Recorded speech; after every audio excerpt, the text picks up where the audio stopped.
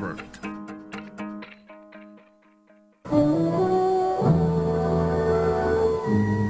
Kauna-unahan sa Pilipinas. Manila Broadcasting Company. DZRH, a proud member of MBC Media Group. 6 na minuto na makalipas ang alas 4 na umaga.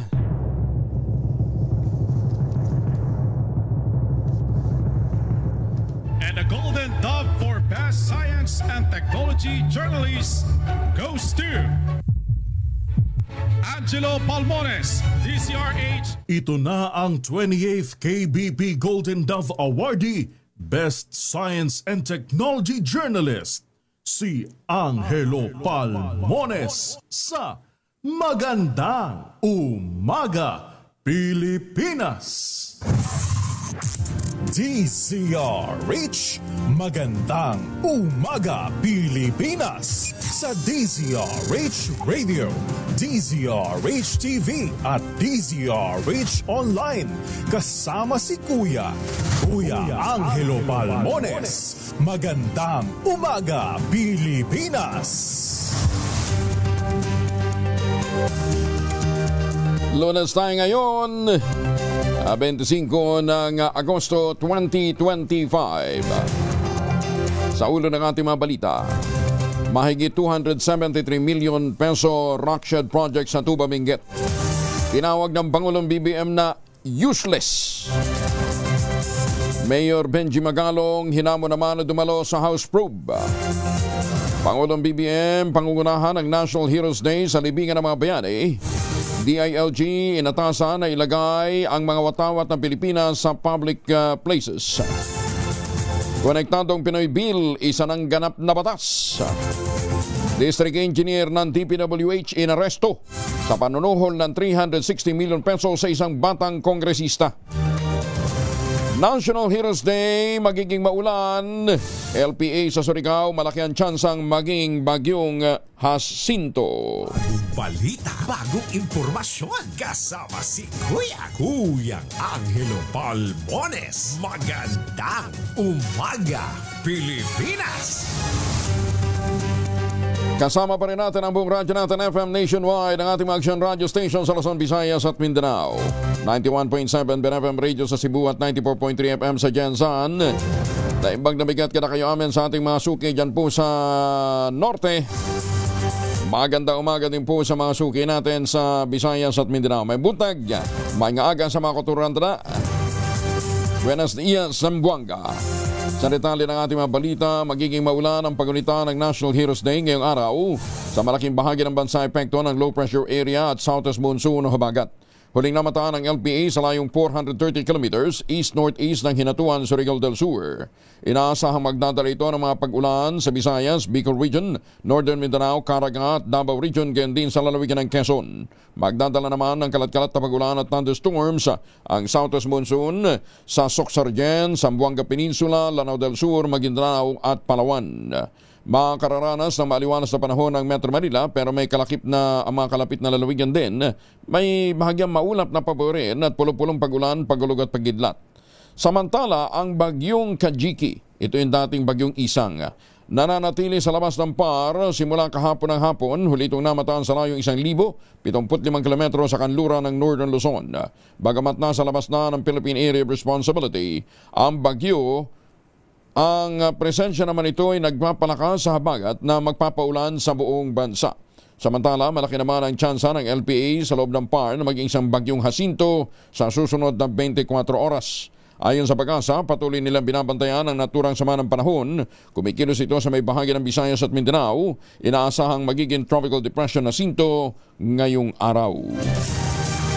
Ingat, ingat, ingat!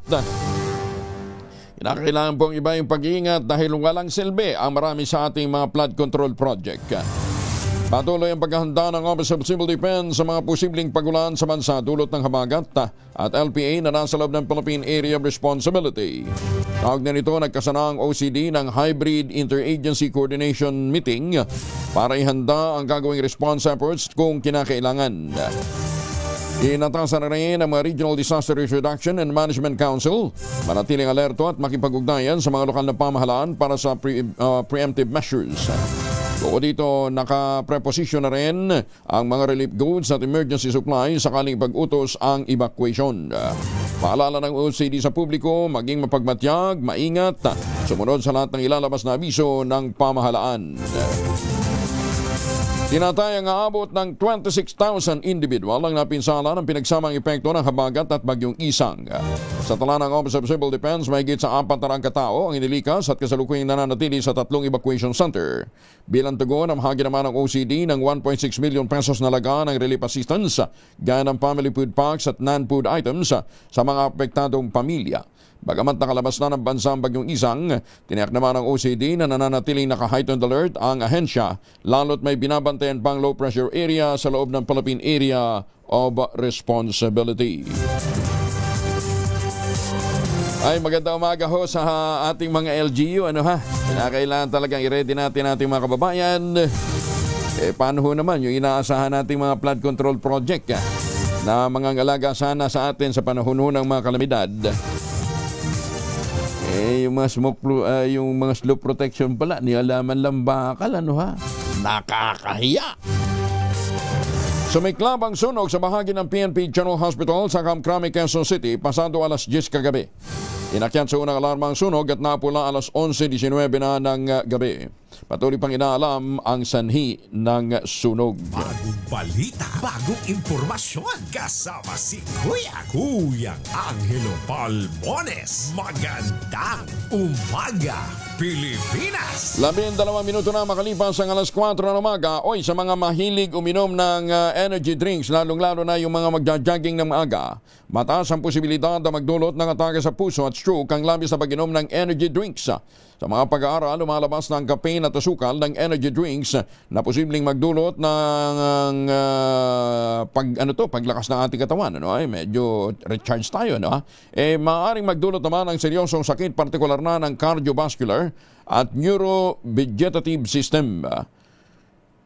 Napag-alaman kasing napapatas nito ang heart rate at presyon ng dugo, pati na ang QT prolongation at atrial fibrillation, lalong-lalo na sa mga kabataan. Oras na mapasobra ang energy drink, posibleng humantong ito sa ang labis na pag-inom nito ay maaaring magdulot din ng pagkamatay. Magandang umaga, Pilipinas! Gladys Reyes, sinaming pinapangarap ding bumida sa mga pelikula. O nga naman kasi panay kontrabida ang role ni Gladys. Detalye ng balita mula kay Morley Alinio. Morley, good morning! Yes! Magandang morning Luzon, Visayas at Mindanao. Good morning, Kuya Angel. Well, nagkaroon ako ng chance na makausap muli si Gladys Reyes at inamin niya sa atin na pinangarap din daw niya na maging bida sa mga pelikula. Pero ng kanyang maging manager si Lolit Solis ay tinlakan siya. Hindi raw bagay sa kanya mga magiging bida. Well, maging bida-bida o kontrabida, bagay daw sa kanya na hindi naman pinagsisisihan ni Gladys Reyes ang kanyang naging desisyon sa pagsunod kay Manay Lolit. Dahil sabi niya, kapag bida ka sa isang pelikula at hindi kumita ang pelikula, malamang sa alamang, isisisi sa iyo kung bakit ito nag-flop. Pero kung ikaw ay kontrabida, racket dito, racket doon, racket kung saan-saan, kaya okay na okay lang. At bilang primera kontrabida o national kontrabida ng Pilipinas, ay masaya itong si Gladys Reyes dahil tinanggap siya ng publiko bilang siya mismo. Pero sa loob daw ng tahanan, ibang klaseng Gladys Reyes ang kanyang ginagawa rito. Isang simpleng ina na may simpleng pangarap para sa kanyang pamilya. Yan ang ating DZRH Shobisatas News. Ako po ang inyong RH47, Morley Alinio para sa DZRH. Una sa Pilipinas, una sa Pilipino. Babu! Maraming salamat, Morley. Ay, maupay nga sa mga nakatutok sa atin dyan sa Santa Fe, Leyte. Magandang umaga, Pilipinas! Mga misis, may araw ba si Mr. Pag-uwi galing ng trabaho, abay dahil yan sa germs sa katawan nila para labanan ng may araw at may pawis, gumamit ang Shield Bath Soap regularly. Unbeatable ang Shield sa paglaban sa germs versus another brand. By Shea Butter, pampalambot ng kuti sa presyong abot kaya $12.50 SRP. Kaya naman recommended ito ng Philippine Nurses Association. Kaya mga misis ay challenge you subukan ng Shield Bath Soap. Galit sa sakit, may malasakit, sulit na sulit. Mahiwagang tunog. 4,000, 4,000 ang naghihintay na premyo sa ating mahiwagang tunog. Basta mga nurse, tanungin nyo, alam nila kung anong item nating hinahanap dahil madalas siyang nakikita sa mga clinic at ospital. Ayan, ha? Ang inyo pong mga sagot, ipapadala po ninyo sa 0919-282-6485. Ulitin natin, ha? 0919-282-6485. Sundin ang tamang format po ng pagte-text. Empty space, name slash, address slash, contact number slash, at ang inyong sagot. Isang beses lamang po maaaring mag-text sa ating text line gamit ang inyong mobile number. Sa mga sasagot online, abay kinakailangan meron po kayong sharer badge. Ayan. So habang naliligo gamit ang Shield Bath Soap, sagutin ang ating mahiwagang tunog. Nagkakahalaga ngayon ng 4,000. Magandang umaga, Pilipinas! Gigil na gigil sa galit si Dumanhog Mayor Gungun Gika sa kanyang kamag-anak na lalaking suspect na dawit sa child cyber pornography at rape sa Cebu. Sa Facebook video ng alkalde, makikitang kinakausap niya ang mag-asawang suspect na ayon sa kanya, kamag-anak niya ang lalaki. Nagtungo ang mag-asawa sa kanyang bahay upang magpatulong na linisin sana ang kanilang pangalan. Pawang umamin ng dalawa sa ginawa nila sa bata na ayon sa babae, maging siya mismo ay nag-online pornography at mga dayuhan naman ang karamihan sa kanilang mga kliyente. Umamin din ang lalaki na may ginawa siyang kalasuan sa bata. Dapat dito bitain tumahayop na ito eh. Dito na hindi nakapagpigil si Mayor Gika. Nabukod sa sermon, sampal at suntok ang ipinabaon niya sa lalaking suspect. Ginit na harapin dapat nila ang kaso. Mayor, dapat sana diniretso mo sa kulungan. Agagi. Kabilang sa mga biktima, ang 3 menor de edad kasama ang kanilang 3 taong gulang na anak at isang 11 anyos na napulat na inabuso mula sa edad 10 years old. Matapos arestuhin at ikulong ang mag-asawa, nagtungo sa tanggapan ng MSWDO ang nagsumbong na may iba pang mga batang biktima ng dalawa. Iimbestigahan naman ng Commission on Human Rights ang ganawang pananampal at panununtok ng alkalde sa sospek. Magandang umaga, Pilipinas! Commission on Human Rights, unahin nyo muna sigurong tutukan yung mga naging biktima, no ha? Kahit naman siguro naman, di ba? Ikaw ba naman hindi ka mabubwisit? Hingi pa ng tulong, ha? Hingi pa ng tulong. Matapos, Diyos may ginoong... hindi ko na maintindihan talagang takbo ng mundo ngayon. No? Anak mo, gaganunin mo. Di ba nung nakaraan naman, yung kanyang kinikilalang anak, ipinaghahasa. 7 years old. Pagkatapos pinatay nilang magpartner. Adik Magandang umaga, Pilipinas! Ito na lang, dance choreographer huli sa pangingikil sa season Pangasinan. Detalye na balita mula kay Freddy Pajardo, Aris 38, Masantos Yakabasan. Itchikamin sa ating mga kababayan dyan sa Pangasinan, Freddy. Masantos Yakabusan, Koyang Angel. Nasa likod ngayon ng Rias na bakal ng Season Municipal Police Station ang 31 anyos na choreographer matapos itong kumagat sa patibong ng mga pulis. Sa ulat ni Season OIC Chief of Police Major Jerbil Feliorta na nakarating sa tanggapan ni Pro-1 Director Brigadier General Dendo Reyes, alas 2:35 ng hapon ng Sabado ikinasang entrapment operation laban sa suspect matapos humingi ng tulong ang isang negosyante na sinasabing na madalas kinikikila ng perang anak nilang kambal na tinatakot na isusumbong daw sa kanilang ama ang kanilang bisyo. Agad ikinasa ang operasyon at mark money na 4,000 pisong hinihingi ng suspect at nakipagtagpo ito sa Barangay Asan Norte Season at do'y tinanggap ang sobre na may lamang pera at agad siyang inaresto. Nabatid na umaabot na ng mahigit 41,000 pesos ang perang nakukulimbat ng suspect sa mga biktima. Kasong robbery by extortion in relation to Republic Act 716 o child abuse ang kinakaharap ngayong asunto ng suspect. Mula sa Aksyon Radyo Pangasinan, ito si Freddy Pajardo, Aris 38, tag-uulat para sa DCRH. Una sa Pilipinas, una sa Pilipinas. Magandang umaga, Pilipinas! Maraming salamat, Freddy. Samantala, nagbabala si Bureau of Customs Chief Ariel Nepomuceno sa mga stakeholders at sa publiko. laban sa mga individual na nagpapanggap na siya at iba pang opisyal ng Bureau of Customs upang mag-solicit kapalit ng special treatment o mabilis na pagpuproseso daw po ng mga kargamento. Kasunod dito ng maulat na natanggap ng BOC hinggil sa solicitation scheme na tinatawag na enrollment at nag-aalok na espesyal na pagtrato sa mga importer at mga broker na nagbibigay ng suhol. Pinaimbestigahan na ni Customs Chief ng Bonseno ang nasabing modus at tiniyak na hindi kukonsintihin ang anumang uri ng pangingikil, panunuhol o solicitation kapalit ng pabor at pananagutin ang sinumang mapapatunayang nasa likod nito. Sinampahan na ng kasong administratibo ang police major na inireklamo ng sexual harassment ng isang kadete ng Philippine National Police Academy sa Silang, Cavite. Sa kaso ng National Police Commission Inspection, Monitoring and Investigation Service o NAPOLCOM-IMIS, nahaharap sa grave misconduct at conduct unbecoming ang naturang police major.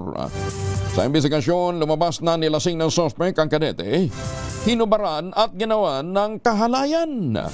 Una nang sinampahan ng biktima ng kasong acts of lasciviousness sa Silang Amadeo Municipal Circuit Trial Court noong August 7. At ngayon nga po ay, teka, hindi ba i-strip ng rank niya si Major? Ang biktima po ay isang lalaking kadete. At si Police Major ay isa rin pong lalaki. Major ang... GA ka ha. Lalaki patay matapos pagsasakin ng nakababatang kapatid sa Palaw, Leyte. Detalye ng balita mula kay Jimmy Angay-Angay, RS32. Jimmy, maupay ngaga. Isang lalaki patay matapos pagsasaksakin ng kaniyang nakababatang kapatid sa bayan ng Palaw, Leyte. Kinilala ng PNP ang biktima si alias Jano, 36 anyos, residente ng Zone 1, Barangay Canhidog, Palaw, Leyte, na kilala naman ang suspect na si alias RM, 28 anyos, construction worker, residente rin sa naturang barangay. Nangyaring insidente alas 5 G's kahapon sa Zone 1, Barangay Canhidog, Palaw, Leyte. Sa investigasyon ng PNP, ang biktima ay inatake ang kanyang ina. Nang dumating ang suspect galing sa basketball court ay sila nag-away ng kanyang nakakatandang kapatid na hindi paawat, kaya kumuha ang suspect ng kutsilyo at pinagsasaksak ang biktima hanggang sa mamatay. Agad naman na sumuko ang suspect sa kapulisan.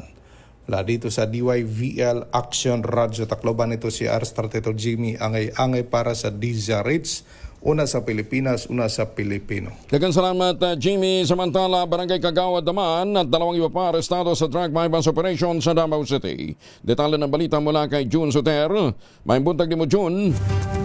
Mayong buntag usab, Kuyang Angel. Timbog ang isang incumbent barangay official mula sa Santa Cruz, Davao del Sur, kasama ang dalawa pang ibang sangkot sa iligal na droga sa isinagawang bypass operation sa GSIS Heights, Matina, Davao City, bandang na 5:15 ng hapon. Pinangunahan ng Regional Special Enforcement Team ng PDEA Regional Office 11 ang operasyon, katuwang ang City Drug Enforcement Unit ng Davao City Police Office at Talumo Police Station. Kinilala ang pangunahing target na si alias Michael, 50 anyos, at residente sa sabing lugar na itinuturo ng papatakbo ng drug den. Nahuli siya matapos magbenta ng isang pakete ng hinihinalang shabu na may timbang na humigit kumulang na 1 gramo sa isang PDEA agent na napanggap na buyer. Kasama rin aresto sina alias Ferdinand na empleyado ng drug den at alias Leandro, isang bisita sa lugar at kasalukuyang barangay official ng Santa Cruz. Na-recover mula sa operasyon ang siyam na pakete ng hinihinalang shabu na tumitimbang ng tinatayang 19 grams, iba't ibang drug paraphernalia at marked money. Nakahanda na ang kasong isasampa laban sa mga sospek sa paglabag sa Republic Act 9165 o Comprehensive Dangerous Drugs Act of 2002. Ito si June Suter para sa DZRH. Una sa Pilipinas, una sa Pilipino. Daghang salamat, June Suter. Umabot naman ng 101 million pesos ang halaga ng illegal drugs ang nasabat ng Philippine Drug Enforcement Agency sa loob lamang ng 1 linggo. Sa ulat ni PDEA Director General Isagani Neres, bunga ito ng 68 na operasyon mula August 15 hanggang August 22. Ikinaresto din ng 122 individual. Na-recover sa mga ito mahigit 14,000 grams ang hinilalang shabu at higit sa 36,360 dried marijuana at 8,040 marijuana plants. Kakaharap ang mga arestong suspect ng kasong paglabag sa Republic Act 9165 o paglabag sa Comprehensive Dangerous Drugs Act of 2002. Bumagsak naman sa 50% ang online gambling transaction sa bansa. Batay sa tala ng PAGCOR, ito ay makarang ipag-utos ng Bangko Sentral ng Pilipinas ang pag-unlink sa e-wallet providers ng mga e-gambling sites. Matatanda ang binanatan ni Senator Alan Peter Cayetano ang Bangko Sentral sa Senate Blue Ribbon Committee noong Agosto 14 dahil saan niya ay hinintay pa ang pagdanig bago maglabas ang kautusan gayong buwan ng Hulyo pa pala sumangguni ang e-wallet operators. Kinextend din ni Cayetano ang 48 oras na binigay na palugit ng Bangko Sentral sa e-wallet firms para makapag-comply dahil maaari naman niya itong paabutin lamang o hindi na paabutin pa ng 2 araw. Maganda umaga, Pilipinas! Pinatulan ng Sandigan Bayan si Janet Lim Napoles ng hanggang 55 taong pagkakakulong dahil sa maling paggamit ng 7.55 million peso pork barrel fund ng dating Davao del Sur Vice Governor na si Mark Douglas Cagas IV. Sa 149-page decision, napatunayang guilty si Napoles sa 2 bilang ng paglabag sa Anti-Graft and Corrupt Practices Act at 2 bilang ng malversation of public funds. Matatandaan dati na rin nahatulan si Napoles sa iba't ibang mga kaso kaugnay ng pork barrel scam, kabilang ang plunder, graft, malversation, bribery at money laundering. Si Napoles ay kasalukuyang nakadetene sa Correctional Institute for Women sa Mandaluyong kaugnay ng maling paggamit ng 517 million peso ni dating Senador Bong Revilla Jr.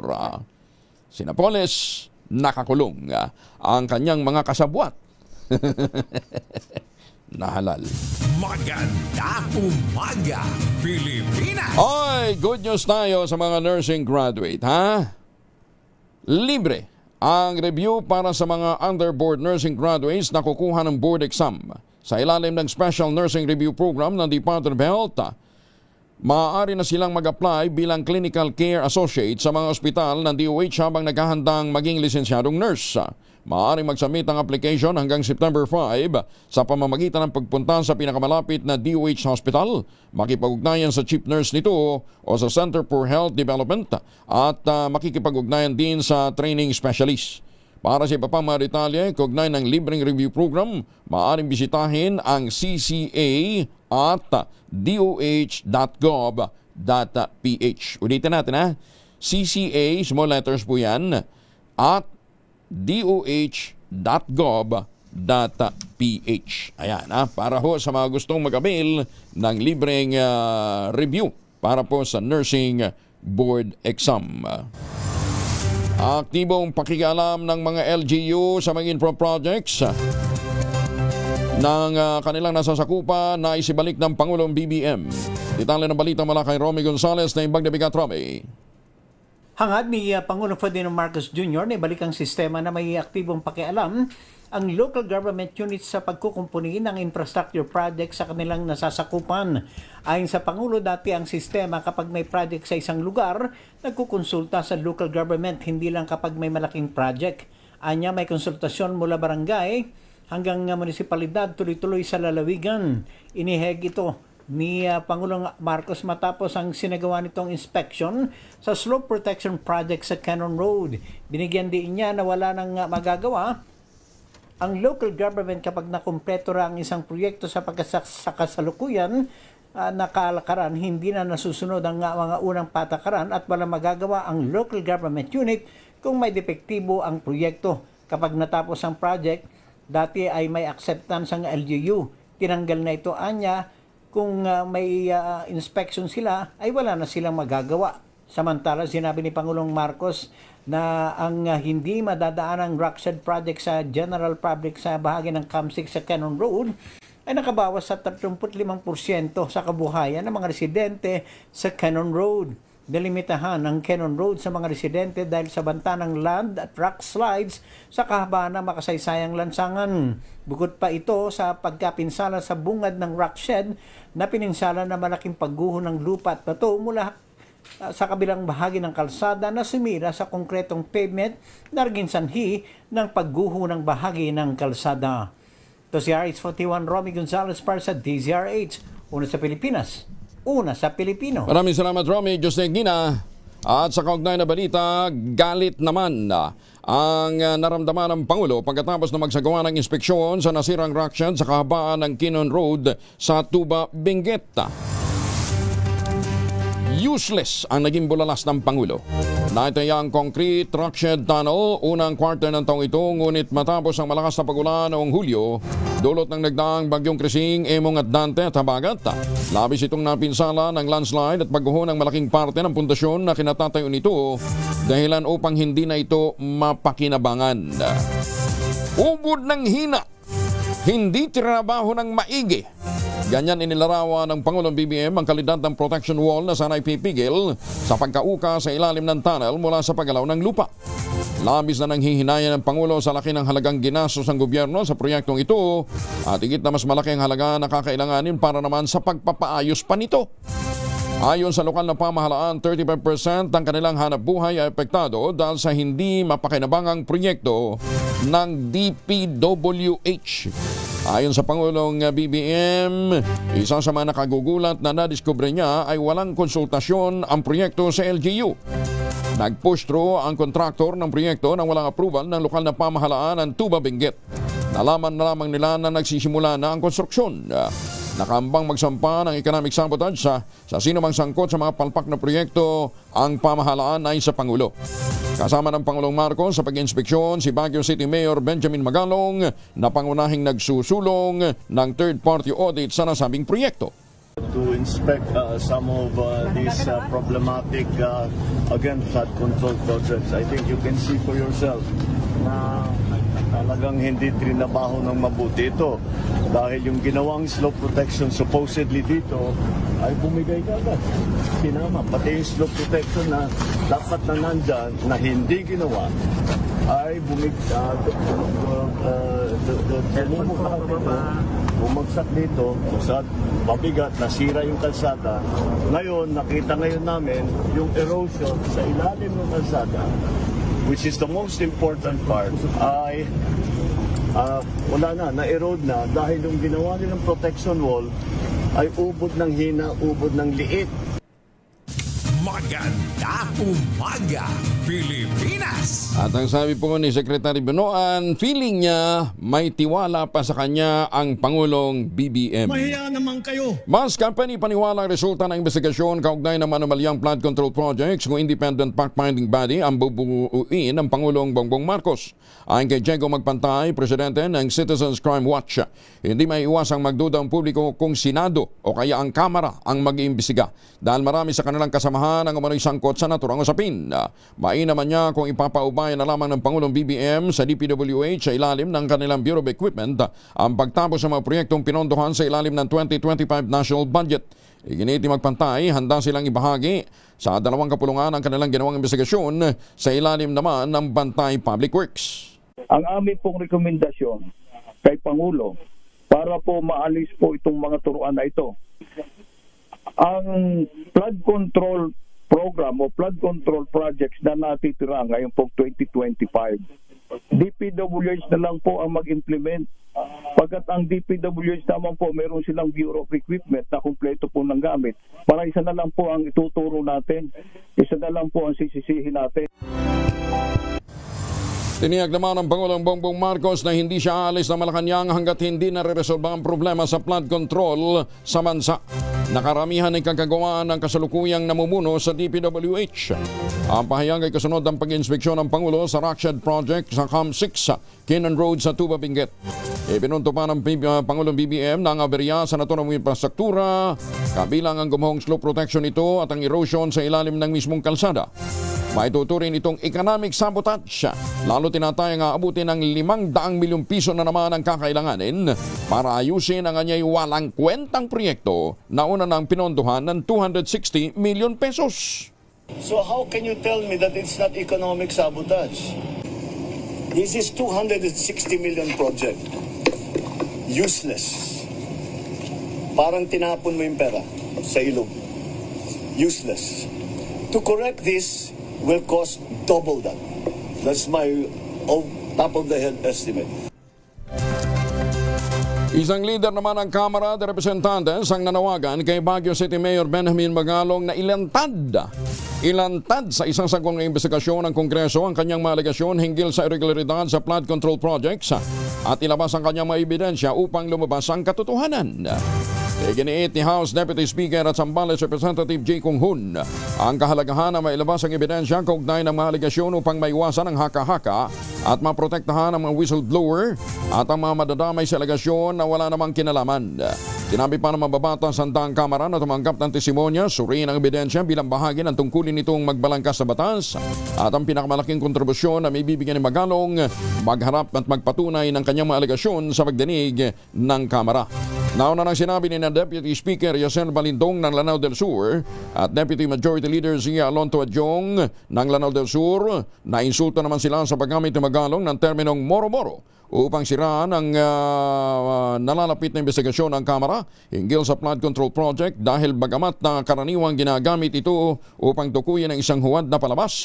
Taglay nito ang kasaysayang nakasasakit naman sa pamamarang Muslim.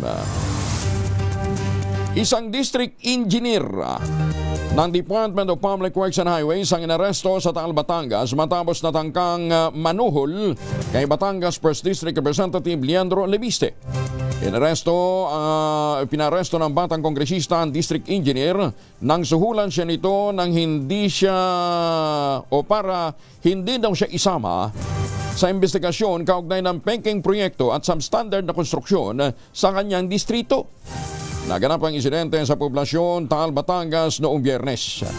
Nabatid na nagpunta ang DPWH engineer sa tanggapan ng Leviste. Isa sa pinakamayamang mambabatas, nagalok ito ng 5% hanggang 10% na bahagi ng 360 million bilang suhol para itigil ang investigasyon sa mga proyekto ng DPWH sa kanyang distrito. Bukod dito, nagalok din ang engineer ng mas malaking bahagi na 15% hanggang 20% para sa mga proyekto naman na nasa ilalim ng 2026 budget. At sinabing may mga kontratista ring handang magbigay ng bahagi ng pondo kay Leviste. Tinawag ito ng engineer bilang Standard Operating Procedure o SOP sa DPWH. Nakumpiska sa DPWH engineer ang bag na puno ng bribe money at listahan ng mga ongoing project ng DPWH. Pinuri naman ni Senator Ping Lacson si Leviste sa matapang nitong hakbang laban sa mga korap na opisyal ng DPWH. Ginang pinagtulungang saktan ng mag-asawa at kasambahay sa Taekwondo tournament. Taekwondo tournament sa Maynila. Alamin natin na detalye mula kay Boy Gonzales sa RH29. Boy, good morning. Good morning, Kuya Angel. Sugutan ng isang 43 anyos na ginang matapos na unang pagtulungang saktan at ipagtulakan ng mag-asawa at ng kanilang kasambahay sa loob ng Ninoy Aquino Stadium, Rizal Memorial Sports Complex sa Adriatico, Malate, Maynila. Batay sa investigasyon ng Manila Police District Station 9, magkalaban sa Taekwondo competition ang anak ng biktimang kinilala si Jenny Lee D. Valdez at ang anak ng mag-asawang sina Jonathan Goins, isang foreign national, at asawa nitong si Janelle, mga residente ng Abida Parque City sa Calamba, Laguna. Matapos manalo ang anak ng biktima, nagpasalamat at nagdasal umano ito, ngunit narinig at minasama ng kasambahay na mag-asawa na si Nerissa Kidlo. Dahil dito, nagalit at binura umano ng kasambahay ang ginang. Habang pauwi na ang biktima, hinarang siya na mag-asawa, kinompronta at pinagtulakan bago sinaktan at mabilis na tumakas sa mga suspect matapos ang insidente. Agad na nagsumbong sa mga otoridad ng biktima at nilipat na sa MPD General Assignment Section ang kaso para sa masusing investigasyon. Ito si Boy Gonzales para sa Lisa Arizona sa Pilipinas, una sa Pilipinas. Maraming salamat, Boy! Flash Report. Flash Report! Habang pagbaha ang ating pinag-uusapan at mga palpak na flood control, good news naman, si Alex Yala wagi kontra kay Clara Tuason ng Denmark sa unang round ng US Open 2025. Antabayan po ninyo ang ibang mga detalye ng balitang yan.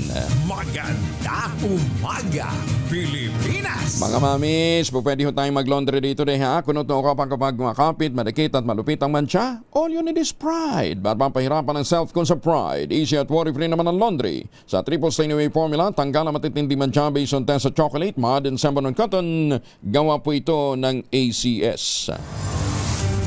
Patuloy tayo sa mga balita.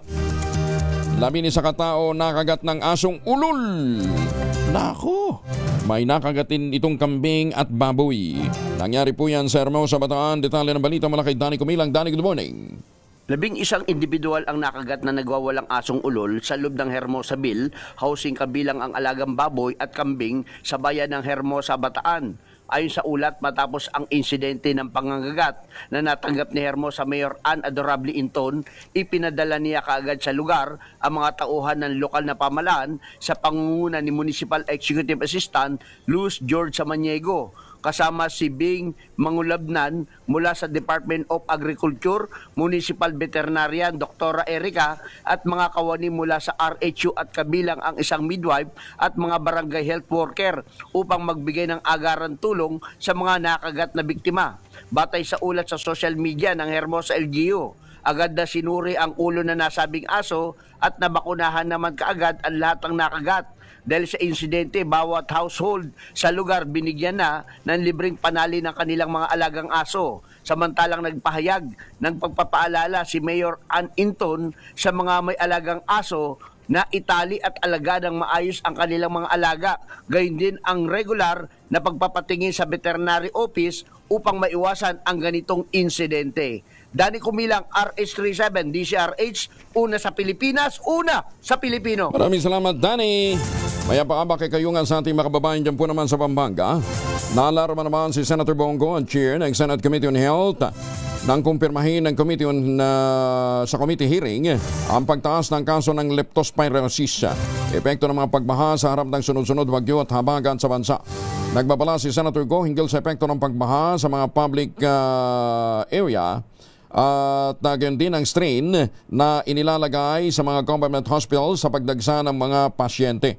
Inimog ni Senator Go mga opisyal ng DOH na isaalang-alang ang mahakbang na ginagawa upang matugunan ang overcrowding, partikular na sa National Kidney and Transplant Institute na punong-puno ngayon ng mga pasyente na mayroong leptospirosis. Binigyan din ng senador ang kahalagahan ng kalusugan bilang priority sa kanyang legislative agenda na nagsimula sa pamamagitan ng pagtutok sa problema at direktang pag-uugnay sa mga isyong may kinalaman sa baha. Binigyan din pa ni Mr. Malasakit ng problema sa pagbaha ay hindi lamang isyong infrastructural kundi isang health emergency na nangangailangan ng agarang aksyon. 43 na makalipas ang alas 4 ng umaga, medical at dental clinic naman para sa mga pulis at kanilang mga pamilya binuksan sa loob ng kampo ng PNP Northern Samar. Detalye na balita mula kay Jane Galit Bantayan, RH34. Jane, good morning. Binuksan sa loob ng kampo ng Northern Samar Police Provincial Office ang Provincial Medical and Dental Team o NSP-MDT na binubuo ng mga pulis na may medical courses. Layunin nito na mabigyan mismo ng serbisyo ang lahat ng kapulisan ng Northern Samar Police Provincial Office at ang kanilang mga dependents ang kanilang mga pamilya. Lahat ng mga equipments ay pinocure mismo ng PNP na masiguro na maibibigay ang dekalidad na serbisyo sa lahat ng mga pulis sa lalawigan. Ang nasabing team ay binubuo ng mga pulis na sila Police Captain Diane Jane Yoprasio, Police Staff Master Sergeant Ranil Arniño, Police Staff Sergeant Iderle Ortija at Police Staff Sergeant Rosel Esteliero at Police Captain Erwin Ibuan ang team leader. Ang mga ito ay lisensyadong dentist at mga nurses. Sinimula na garang pagbibigay serbisyo sa pagbubukas mismo ng nasabing team. Malaking turo naman ito sa mismong kapulisan at ang kanilang pamilya kung saan agad na may malalapitan sa oras sa mga pangangailangang medikal sa loob mismo ng nasabing kampo. Mula sa Aksyon Radyo Katarman, RH34 Jane Galit Bantayan ng DZRH, una sa Pilipinas, una sa Pilipinas. Daghang salamat, Jane Galit Bantayan. Nangangailangan ng mas maraming generator ang National Grid Corporation of the Philippines o NGCP. Ayon sa kumpanya, nasa 10,260 megawatts na ang available transmission capacity ng Pilipinas, ngunit walang sapat na power plant. Karamihan ng available capacity ay nasa Luzon, 6,573 megawatts. Kasunod ng Visayas na merong 2,281 megawatts. Ang Mindanao naman ay nasa 1,406 megawatts. Para sa mga angkop na lugar na may available transmission capacity, makipag-ugnayan lamang sa NGCP Transmission Planning Department sa grid planning at ngcp.ph. So may sapat hong linya, may sapat na infrastruktura. Ang problema, yung pong magpo-produce ng kuryente.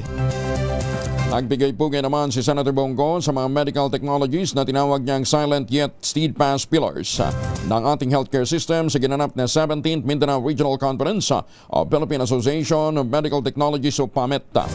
Ginanap po ito sa Grand Legal Hotel sa Davao City. Ayon kay Senator Go, kinikilala niya ang lahat ng kritikal na papel na ginagampanan ng ating mga medical technologies. Silang tahimik ngunit matatag na haligi ng ating healthcare system. Tumitiyak sa katumpakan ng mga lab results, paggabay sa mga doktor ng kanilang diagnosis at paggamot, at tumutulong din sa pagsagip ng maraming buhay. Sinabi ni Senator Go na itinuturing niya ang mga medical technologies bilang unsung heroes ng health sector sa kanilang sakripisyo, lalo na sa pinakamahirap na panahon ng pandemya. Iginit pa ng Senador, malapit sa puso niya ang mga medtech dahil kailanman o kamakailan lamang ang kanyang anak naman ay nagtapos din bilang magna cum laude sa Bachelor of Science in Medical Technologies ng University of Santo Tomas. Isa sa panukalang batas na inihain ni Senator Go ang Senate Bill 172 na kilala bilang New Medical Technology Law. Nananawagan si Speaker Martin Romualdez sa mga Pilipino na ipagpatuloy ang paglaban sa korupsyon, kawalang katarungan at ang pagsasawalang bahala dahil sa ang pagpapabaya rito ay pagtataksil sa mga sakripisyo ng mga bayaning nagbuwis ng buhay para sa kalayaan ng bansa. Sa kanyang mensahe sa pagunita ng National Heroes Day ngayong araw, iginit ni Romualdez ang kalayaan ay hindi madaling nakamit dahil ipinaglaban ito, dinipensahan at nakuha sa pamamagitan ng pagdanak ng dugo, pawis at luha ng ating mga ninuno. Sinabi pa ng Speaker, ang pagunita ng National Heroes Day ay hindi lamang para parangalan ang malaking personalidad ng kasaysayan, kundi pati na rin ang hindi mabilang ng mga Pilipinong tahimik na nagsasakripisyo para sa kalayaan ng bansa. Binigyan din pa ni Speaker Romualdez na nakatuon ang Kamara sa pagpapatuloy ng pamana ng mga bayani ng bansa sa pamamagitan ng makabuluhang panukalang batas. Maganda umaga, Pilipinas! 47 na makalipas ang alas 4 ng umaga para sa mga may importanteng lakad, lalong-lalo na sa mga attend ng mga pagdiriwang ng National Heroes Day. May dalawang formulation ng family alcohol na pwede nating baunin. Proteksyon ng pamilya laban sa mikrobyo. Yung family 70% isopropyl alcohol specially prepared for clinics, hospital, pharmacies, laboratories, pero okay din po yan sa mga households. Very effective sa disinfection at sterilization. Ganyan ang bagsik ng family 70% isopropyl alcohol. Maghapon man natin gamitin, no problem. Hindi po manuno yung ating mga kamay dahil meron po itong moisturizer. Yun namang mabangong family rubbing compound improvement cologne, ayan po yung mabangong isopropyl alcohol na ginagamit po ng mga masahista, mga barbero, mga doktor, mga nurse, mga kumadrona for sponge bathing and other cleansing purposes. Family rubbing alcohol para hindi siya reachable na sa mahabang panahon. Mabibili sa naman butik at convenience stores nationwide. Family rubbing alcohol hindi lang pampamilya, pang sports pa. Maganda umaga, Pilipinas! 48 makalipas ang alas 4. Alas 4:50, hinimok na ng Pangulong Bongbong Marcos sa mga Pilipino magpamalas ng pagiging makabayan sa pamamagitan ng paglilingkod at malasakit kasabay ng paalalang lahat ay maaaring maging makabagong bayani. Sa pagdiriwang ng National Heroes Day ngayong araw, sinariwa ng Pangulo ang kwento ng mga bayani na nagpapatunayan niya ng nation building ay tuloy-tuloy at walang humpay na pagsisikap na kailangan ng bansa. Pinuri din at pinasalamatan ng Pangulo ang mga huwarang Pilipinong kusang nag-aalay ng kanilang sarili alang-alang sa kabutihan ng bansa. Maswerte rin na niya mga Pilipino dahil patuloy ang pagsilang sa bansa ng mga bayani gaya ng mga magsasaka, mga mangingisda, mga manggagawa, mga guro, mga sundalo, tagapagpatupad ng batas, mga scientists at ibang ikaraniwang individual na tapat na tutupad ang kanilang tungkulin sa mga pambihirang paraan. Inatasan naman ng Department of the Interior and Local Government ang lahat ng mga local government units na i-display ang watawat ng Pilipinas sa mga pampublikong lugar. Ito'y bilang pakikisa sa pagdiriwang ng National Heroes Day. Ang tema ngayong taon ay isang diwa, isang lahi, isang bayanihan. Gaganapin ito sa libingan ng mga bayani sa Taguig City. Pangungunahan ng Pangulong Bongbong Marcos ang National at ng National Historical Commission of the Philippines. Ganding iba pang mga lokal na opisyal at mga lider ng mga ahensya ng gobyerno. Ang seremonya kasabay ng paglulunsad ng bagong Ansang Heroes Monument. Ayan ha. Kaya sa mga kababayan nating magdiriwang ngayong araw na ito, holiday, pero maging bahagi ho tayo sa paggunita ng kabayanihan ng ating mga ninuno. Bagong balita, bagong impormasyon, kasama si Kuyang Angelo Palmones. Magandang umaga, Pilipinas! 52 na makalipas ang alas 4 ng umaga, oras naman para tayo po ay mag-ultabayo. Ano nga bang ultabayo?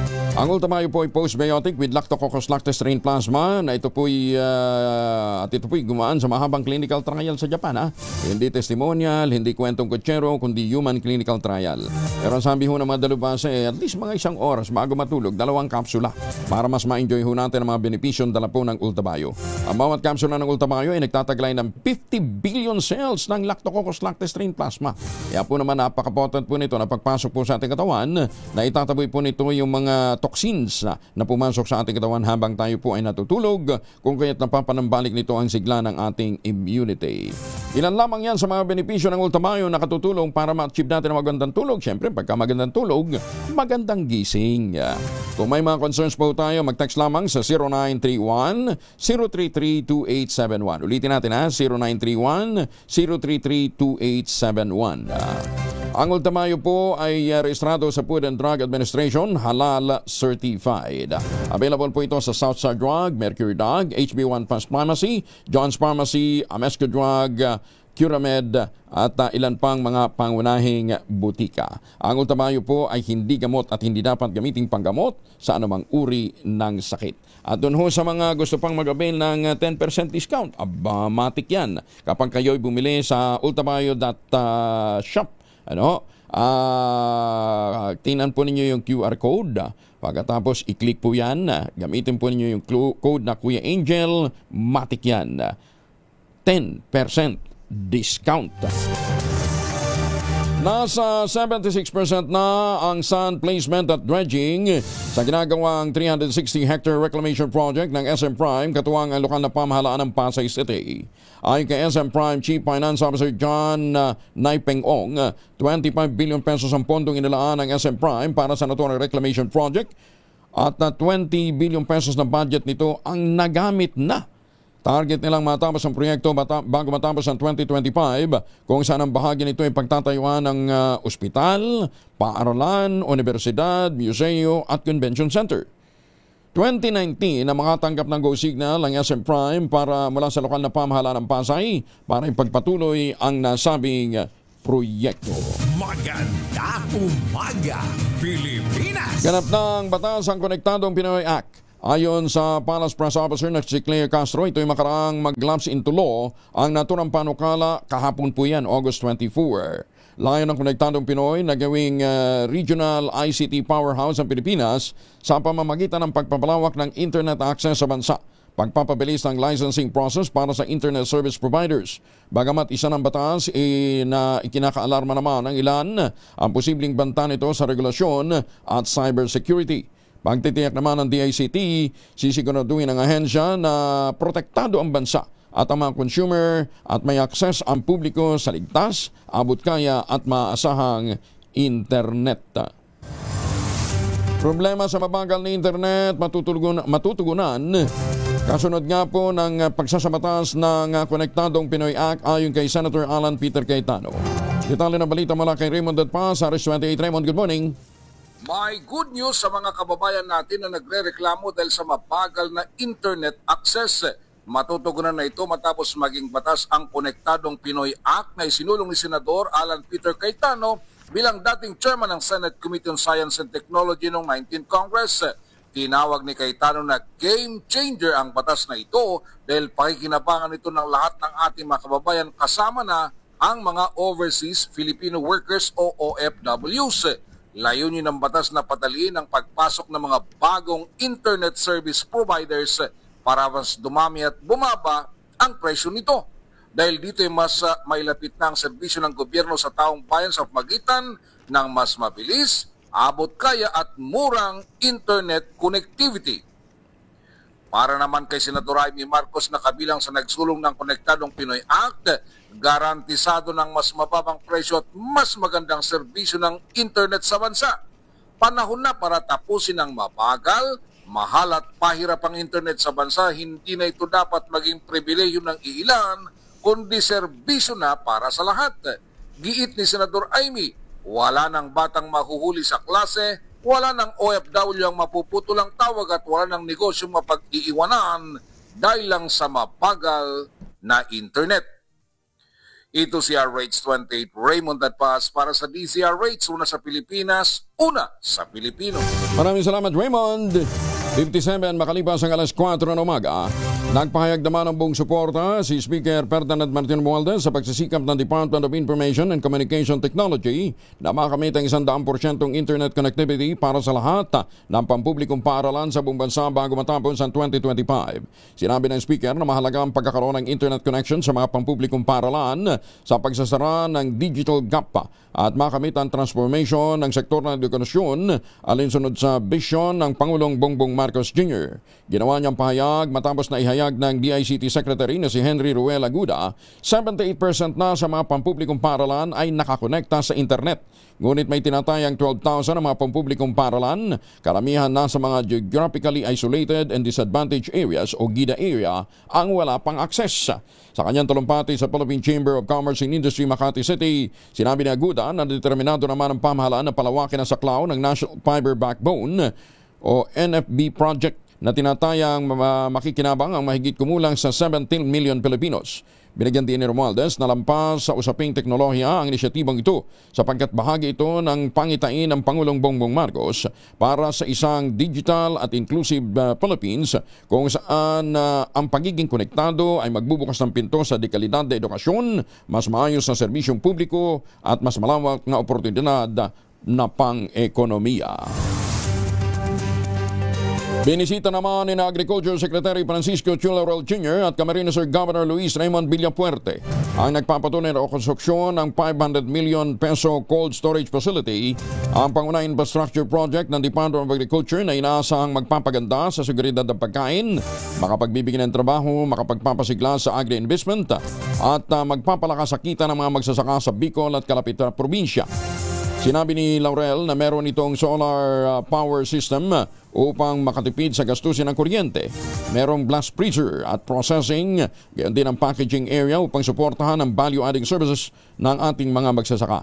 Sinabi ni Secretary Laurel na ang proyekto ay naaayon sa pangarap ng Pangulong Bongbong Marcos na maging agripreneur ang mga magsasaka. At hindi lamang mga food producer kundi maging pangunahing tagapag-ambag sa paglago ng ekonomiya sa pamamagitan ng entrepreneurship. Ang cold storage complex ay merong 6 na malalaking refrigerated warehouses.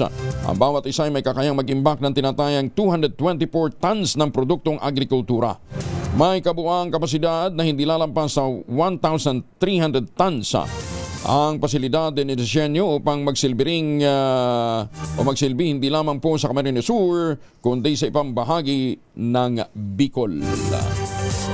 Ay, maganda umaga din po sa mga magniniyog sa mga magsasaka natin dyan sa lalawigan ng Quezon. Sa tulong nga po ni Dr. Helen Tanyo po mga planting material ng kakao galing Davao, hinakot po yan para maitanim sa ilalim po ng mga nyugan. Kaya ngayon ang ating mga magsasaka nagpuproduce na ng sariling brand nila ng tsokolate, ang Tangerine Chocolate. Available yan sa 0919-095-5935. May mahigit 10 variants sa Tangerine Chocolate. I-check po ninyo sa tangerinechocolate.ph. Ang mga raw material niyan ay galing din po sa ani ng mga magsasaka. Ang sabi nga po ni Dr. Helen Tan, sino bang magmamalasakit sa Pilipino kundi ang kapwa Pilipino? Kaya sa bawat tangkilik natin ng Tangerine Chocolate, pinalalakas natin ang loob ng ating mga magsasaka, pinalalakas din natin ang ating lokal na ekonomiya. Tangerine Chocolate 100% gawang lokal but taste and looks global dahil tinulungan po ito ng DTI at ng DOST. Tangerine Chocolate, 100% gawang atin. Kaya ang pakiusap po ni Dr. Helen Tan, ating tangkilikin. Maganda umaga, Pilipinas! Si Kaobet Badrina mula sa Pag-asa, kumustahin natin at mukhang si Isang, bagamat na nakalabas na, namimerwisyo pa. Kaobet Badrina, magandang umaga po. Magandang umaga po, Sir Angel. Magandang umaga sa lahat po ng mga tagapakinig natin. Sa ngayon po, yung low pressure area na nasa may silangan ngayon ng Kabisayaan, huli pong namataan 365 kilometers, silangan ng Maasin City sa Southern Leyte, medyo mas lumiit po yung tsansa na maging bagyo habang papalapit po ito sa kalupaan ng ating bansa. Bagamat patuloy nakikilos, pahilagang kanluran at inaas natin magdadala pa rin ng mga pag-ulan sa malaking bahagi ng Kabisayaan, gayun din po sa Bicol Region, Northern Mindanao, Caraga at lalawigan ng Quezon.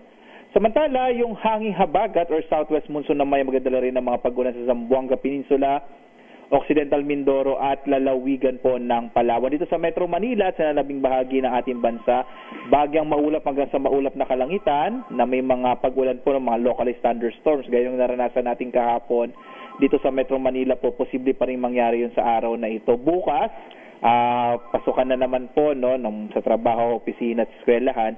Inasa natin, Sir Angel, na mas malaking chance ng mga pag-ulan bukas habang lumalapit itong low pressure area dito sa may area ng Southern Luzon at maging sa may area po ng Kabisayaan. Samantala, wala po tayong nakataas na gale warning, kaya maaari naman pumalaot yung mga sakyang pandagat at mga bangka sa mga baybayin ng ating bansa. At yan po, Sir Angel, ating nasa magiging lagay ng panahon sa araw na ito. Mula po sa Pag-asa, ako si Obet Badrina. Ka-Obet, so malabo na si Jacinto, ha? At least sa base sa datos natin ngayon, opo, may lead po yung chance na maging bagyo. Wala siyang kasunod? Sa ngayon, wala pa po, sir. Okay na sana. Tapusin na lang ang linggo na wala ng panibagong bagyo, no ha? Opo, sana nga po. Si Isang, walang balak mag-U-turn? Wala naman po, ay sa huli po nating pag-monitor dito ay nasa may southern part na po ito ng China. Ayan. Ka-Obet, maraming salamat. Ingat din. Maraming salamat po. Si Ka-Obet Badrina mula po sa Pag-asa. Maganda umaga, Pilipinas! At naman po ang lakad natin ngayong araw nito. Muli, magbaon po ng proteksyon laban sa mikrobyo. May dalawang formulation ng family alcohol na pwede natin pagpilian. Yung family 70% ay isopropyl alcohol, especially prepared for clinics, hospital, pharmacies, laboratories, pero okay na okay din po sa mga households. Very effective yan sa disinfection at sterilization. Ganyan ang bagsik ng family, 70% ay isopropyl alcohol. Maghapon man natin gamitin, no problem. Hindi po manunoy yung ating mga kamay dahil meron po itong moisturizer. Yun namang mabangong family rubbing compound improvement cologne. Yan po yung mabangong isopropyl alcohol na ginagamit po ng mga masahista, mga barbero, mga doktor, mga nurse, mga kamedrona for sponge bathing and other cleansing purposes. Family rubbing alcohol parang di siya reachable na sa mahabang panahon. Mabibili sa namang butik at convenience stores nationwide. Family rubbing alcohol hindi lang pampamilya, pang sports pa, oras sa buong kapuluan. Para ho sa mga taga Hong Kong, pare-pareho tayo ng oras, Ohio kasayma sa mga suki natin dyan sa Japan. Siyempre, delayed naman. Hindi, ahead sila ng isang oras. Yan, dyan sa Japan, At sa mga suki natin sa Vietnam at sa iba pang panig ng Asya, maganda umaga, 5:04 na ng umaga. Maganda umaga, Pilipinas! DCRH. Ito na ang 28th KBP Golden Dove Awardee, Best Science and Technology Journalist, si Angelo Palmones sa Magandang Umaga, Pilipinas. DZRH, Magandang Umaga, Pilipinas. Sa DZRH Radio, DZRH TV at DZRH Online. Kasama si Kuya Angelo Palmones. Magandang Umaga, Pilipinas. Ay muli po ngayon ipinagdiriwang natin ang National Heroes Day, 8 August 25, 2025. Holiday. Doon sa mga papasok, double pay. Sana all. Balik tayo sa mga balita. Kasado na bukas ang taas presyo ng mga produktong petrolyo. Sa pagtaya ng DOE Oil Industry Management Bureau, inaasahang tataas ng hanggang 50 sentimos ang kada litro ng gasolina, 40 sentimos naman sa diesel at 10 sentimos sa kada litro ng kerosene. Bunsod ng naturang price adjustment ang pagbaba ng stock ng langis ng Amerika at ang nagpapatuloy na sigulot ng Iran at Israel. Balita sa ibang dagat, planong magpadala ng Pentagon ng militar sa Chicago. Ito'y habang pinaiigting ni US President Donald Trump ang kampanya laban sa krimen, kawalan ng tirahan at undocumented immigration. Ang Pentagon ang headquarters building ng US Department of Defense. Sa ulat ng Washington Post, planong isagawa ang deployment sa loob ng ilang linggo kung saan ipadadala ang abot sa 1,000 kasapi nito o kasapi ng National Guard upang maghabol ng mga kriminal sa Chicago. Sa ulat naman ng Reuters, sinabi ni Democratic House of Representatives Minority Leader Hakeem Jeffries, walang otoridad si Trump na magpadala ng mga miyembro ng National Guard sa Chicago. Shut up or show up or shut up pa. Ito naman ang mensahe ni Manila 6th District Representative Benvenido Benny Abante kay Baguio City Mayor Benjamin Magalong na tumangging humingi ng paumanhin sa paggamit ng salitang moro-moro upang maliitin ang investigasyon ng Kongreso sa manoy irregularidad sa flood control project. Sinabi ni Abante, ang chair ng House Committee on Human Rights, ang pagtanggi ni Magalong na humingi ng paumanhin sa mga moro ay insulto sa institusyon at pagyurak sa mga mababatas na nakatuon ang atensyon sa kanilang mandato bilang kinatawan ng publiko. Ayon kay Abante, ang walang ingat na pahayag ni Magalong ay sumisira sa mga institusyon gaya ng Kamara na nais ding matugunan ang issue ng flood control project. Sa halip daw na makipagtulungan, ayon kay Abante, sinasabi ni Mayor Magalong na moro-moro ang investigasyon. Unfair umano itong aligasyon ni Magalong dahil nilalahat nito ang mahigit 300 miyembro ng Kamara sa halip na tukuyin kung sino ang kanyang inaakusahan. Likas na flood-prone ang Maynila kahit na wala pang urbanization dahil ito ang pinakamababang lugar sa Metro Manila. Ayon sa Mines and Geosciences Senior Geologist ng DNR na si Michelle Mendoza, natural catch basin ng Maynila at ang Marikina dahil ang tubig nito ay nanggagaling sa ibang rehiyon.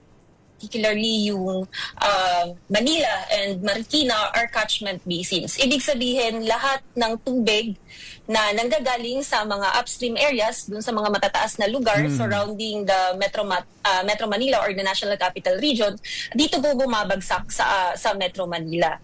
So kahit wala po yung mga matataas na buildings, wala pong mga bahay, kahit hindi po dinevelop and naging urban area ang Metro Manila, naturally flood-prone na po talaga ito.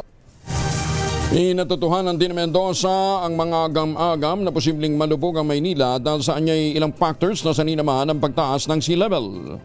Ang Manila area is yung identified na may lowest level ng ground within the Metro Manila.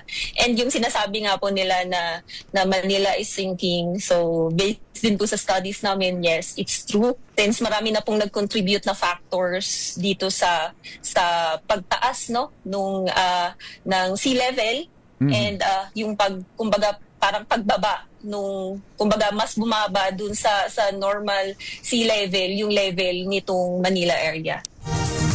10 minuto makalipas ang alas 5 ng umaga sa pagtatalakay ng Kamara de Representantes sa panukalang 6.793 trillion pesos budget para sa 2026. Iginit ni Manila 6th District Representative Benvenido Benny Abante ang pagiging transparent na proseso ng paggawa ng budget at titiyak ng pananagutan sa gagawing paggastos ito upang maprotektahan ang pondo ng taong bayan. Ayon kay Abante, transparency is important because the goal is accountability. Ayon kay Abante, ang chairman ng House Committee on Human Rights, ang pagkakaroon ng pananagutan sa paggastos ay pagbibigyan ng proteksyon at pagtupad sa pangunahing karapatan ng Pilipino. Nagpahayag din ng suporta si Abante sa pangako naman ni Speaker Martin Romualdez na isasagawa ang budget hearings na inklusibo, transparent at bukas sa publiko.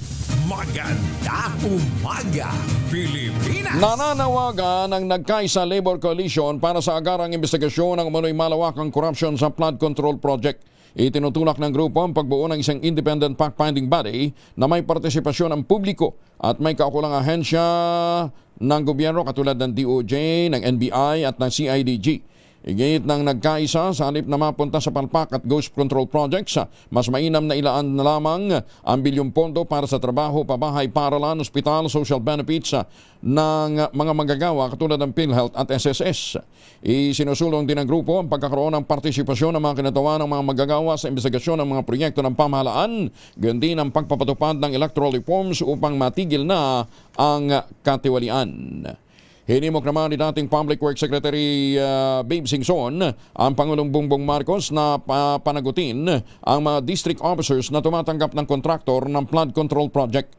Ayon kay Singson, meron namang paper trail kung kaya't matutunton agad ang mga engineer na nag-approve ng mga kontratista.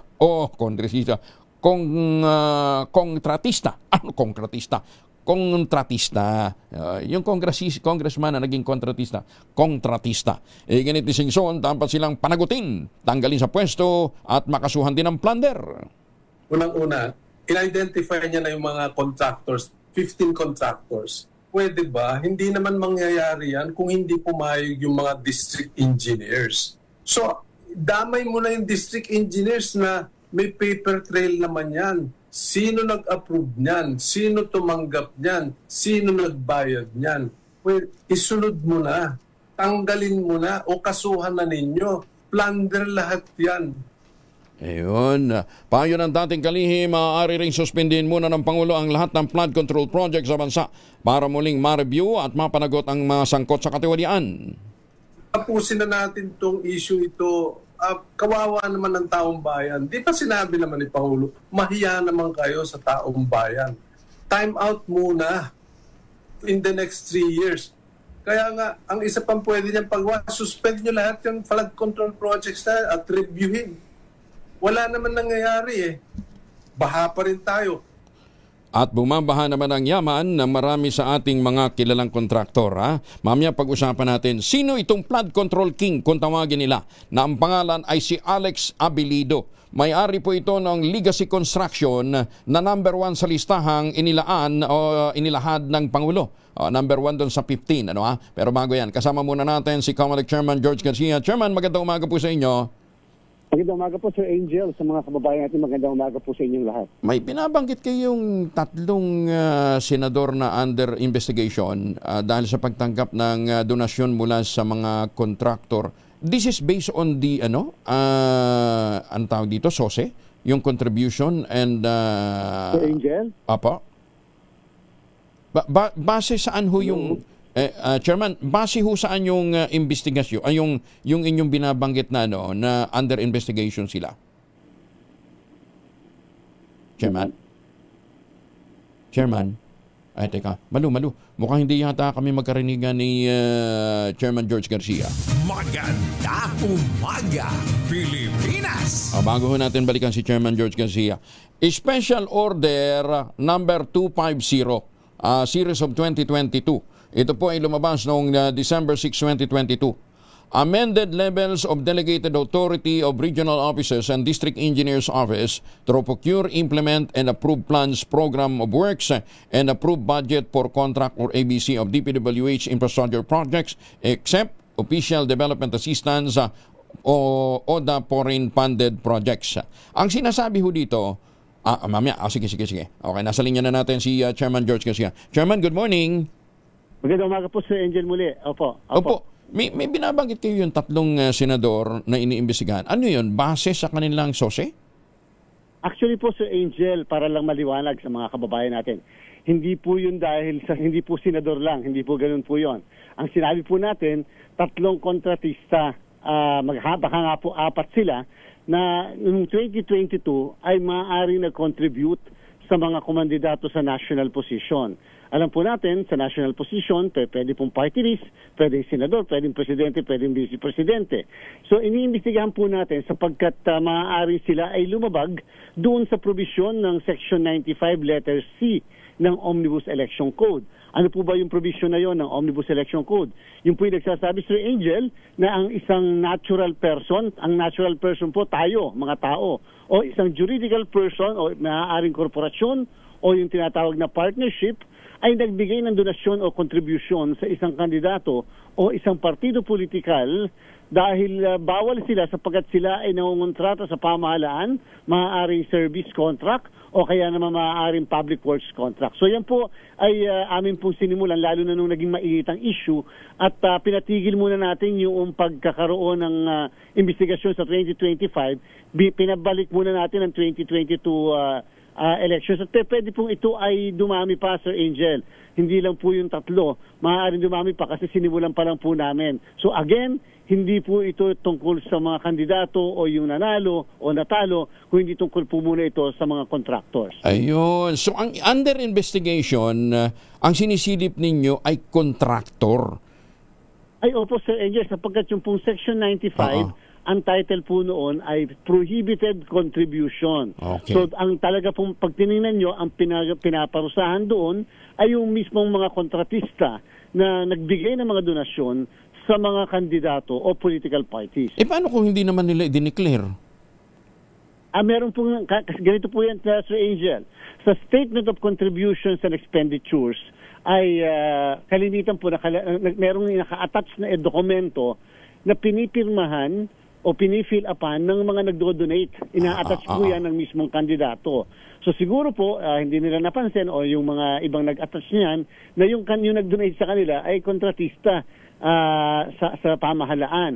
Pero siyempre po kinakailangan i-verify muna namin, Sir Angel, sapagkat hindi naman po nangangahulugan, for example, contractor ay meron ng kontrata sa pamahalaan. Marami rin po nangongontrata pero sa pribado, hindi sa pamahalaan. At saka number 2, Sir Angel, kaya medyo cautious din kami sapagkat alam namin ang magiging depensa ng ilan ay nagbigay yung mismong presidente, may-ari ng mismong construction firm, halimbawa, ng donasyon in their private capacities, hindi dahil sa sila ay nagnenegosyo sa pamahalaan. Yung bang 4 na binabanggit ninyo, 3 o 4 na mga kontratista, nandun sa listahan ng presidente?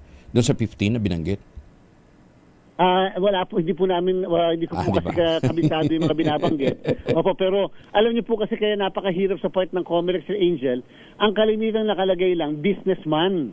Businessman po, so hindi, siyempre yung profession na nakalagay, businessman, hindi naman nakalagay na contractor ng public works o contractor sa serbisyo dito sa ating pamahalaan. So, ngayon po ang kakailanganin pa namin ay mag-verify sa public works, halimbawa, na itong naturang company na ito ay may kontrata sa pamahalaan sa paggagawa ng mga public works natin. Ayun, klaro ha. So, ang inimbestigahan yung kontratista. Okay. Mga kailan hinyo, at saka 2022 po ito, hindi po ito 2025 elections. Chairman, mga kailan ho lalabas? Kasi habang tumatagal ho yung pag-iintay, babahiran ito ng iba't ibang mga espekulasyon. Opo, Sir Angel, minamadali po natin. Ngayon po, kinakailangan kasi namin alamin ng lahat para po pag ginagawa kami ng request sa Department of Public Works and Highways, kung ang mga ito ay may kontrata sa atin, isang request na lang po, isang bagsakan na lang, hindi po yung paisa-isa. Kasi siyempre po, at saka siyempre ito po, again, kami po yung nag-iimbestiga ng walang pakialam doon sa listahan na meron sa kasalukuyan, yung mga may init ngayon ang kanilang kinalalagyan. Basta sa amin po, kasi nga po pinagbabawal. At yun po yung naging napakaganda rin sa pangyayaring ito sapagkat na lumabas po yung issue na yan na dati-dati wala namang nakikialam na bawal pala ang mga public works contractors o bawal pala yung mga service contractors sa pamahalaan na magbigay ng mga donasyon o contribution sa mga kandidato o sa mga partido politikal. Oo nga, ngayon lang na-highlight dahil lumitaw na matapos umamin si Senator Cheese na meron nga siya natanggap na contribution. Pero hindi niya naman sinabi kung ito in personal capacity o nung mismong kumpanya. Teka nga pala, Chairman, pwede na ba mag-implement ng mga flood control project even within the election ban? So technically po, Sir Angel, bawal magpatupad ng mga public works projects, kahit nga po flood control o anumang public works, nang walang pahintulot ang Commission ng Elections.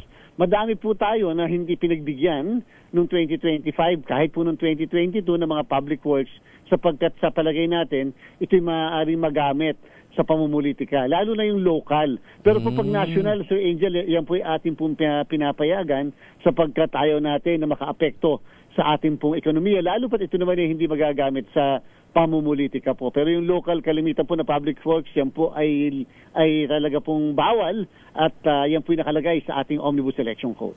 Yung 2025 elections, Chairman, sabi ho ninyo, isusunod na. Hindi daw ba pwedeng parallel habang ginagawa yung 2022, reviewin na rin yung 2025? Kasi, for sure. Ang sosi po natin sa Angel, kalimitan sa isang eleksyon ay 42,000 to 44,000. Ang tauhan po namin na involved dyan, mga 38 lamang, doon sa opisina na nagtitingin po nito. Sapagkat ang isang dokumento po, ang pinapile po ng isang kandidato sa Angel, hindi po mga isang pahina lang, o yung kalimitan napakakapal. Opo, dahil naka-attach lahat, kung halimbawa yung kontrata, lalo na po sa media, halimbawa sa dyaryo, sa radyo, sa dyaryo, o kaya yung mga binayaran, mga pre-printing contracts, o kaya naman po yung mga ginastos sa mga sa gasolina, etc. Naandyan po lahat, yan po kinakailangang i-counter-check lahat natin. 61 na kandidatong senador po tayo na nag-file noong 2025 elections at 155 na party list at almost 42,000 po na local candidates ang nag-file. Kaya po yung po lahat ng yan ang titingnan ng mga tauhan natin. Okay. Ang binabanggit ninyo kanina, hindi lang senador, pwede rin mga party list organization ang nabigyan na kontribusyon nung pwede rin pong local. Opo, Sir Angel, pwede rin pong local.